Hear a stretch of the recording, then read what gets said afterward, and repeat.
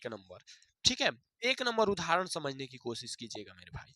कह रहा है कि संख्या 4 के घात n पर विचार कीजिए, जहां n एक क्या है, प्राकृत संख्या, और प्राकृत मतलब 1 2 3 4 5 ऐसे हो सकता है।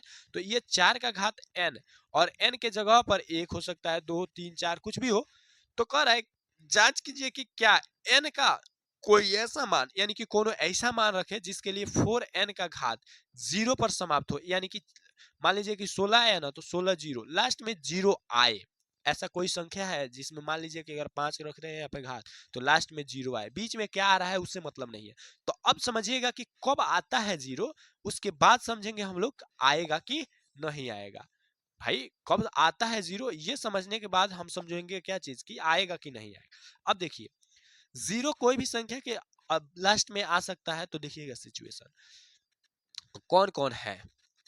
10 हो सकता है, 20 हो सकता है, 30 हो सकता है, 40 हो सकता है, 50 हो सकता है, 60 हो सकता है, 70 हो सकता है, डैश डैश 80 90 100 110 20 130 140। तो लास्ट में देखिएगा 10 20 आता होगा, यानी कि 80 तक जाइएगा, 90 तक जाइएगा, तो ये तो लगता है, यानी कि देखिएगा क्या चीज आ रहा है सब में उसी कंसेप्ट के आधार पर। अब देखिएगा 10 का मतलब क्या होता है, 2 गुने 5 10 हो गया, और 20 का मतलब क्या होता है, 10 गुने 2। 30 का मतलब क्या होता है, 10 गुने 3।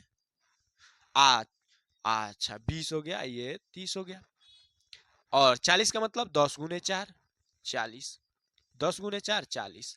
यानी कि देखिएगा भाई, अगर हम 10 में जो है, अगर हम भाई 10 में किसी भी संख्या से गुना कर रहे हैं तो हमारा लास्ट में 0 आ रहा है, लेकिन कम से कम 10 होगी ना, यानी कि पहले तो 2 और 5 होगा उसमें, तभी 10 बनेगा।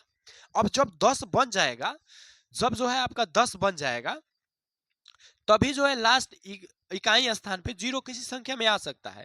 यानी कि कहने का मतलब है जो संख्या होगी उसके अभाज्य, अगर मान लीजिए कि ये 4 है, तो इसको अगर तोड़ेंगे तो हमारे पास 2 और 5 आना चाहिए, तभी लास्ट में संख्या कुछ भी रखे। क्योंकि मान लीजिए 2 और 5 रखते हैं, तो यहाँ पे क्या आएगा 10, और 10 का घात 1 रखिएगा तो 10 ही आएगा, 10 का घात 2 रखिएगा 10 दाई के 100, 2 को 0 आ गया।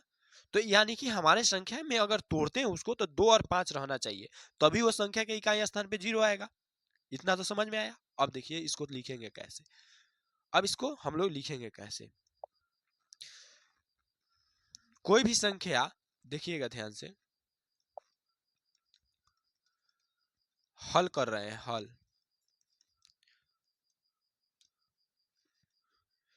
कोई भी संख्या शून्य पर समाप्त होगी जब उसके अभाज्य अभाज्य गुणनखंड में 2 गुने 5 अनिवार्य रूप से हो। अब देखिए तब हम लोग करते हैं 4 का घात सॉरी 4 का घात n है, तो 4 के घात n को, अब देखिए इसको तोड़ते हैं, तो 2 गुने 2 हमारे 4 होता है, इसका घात n।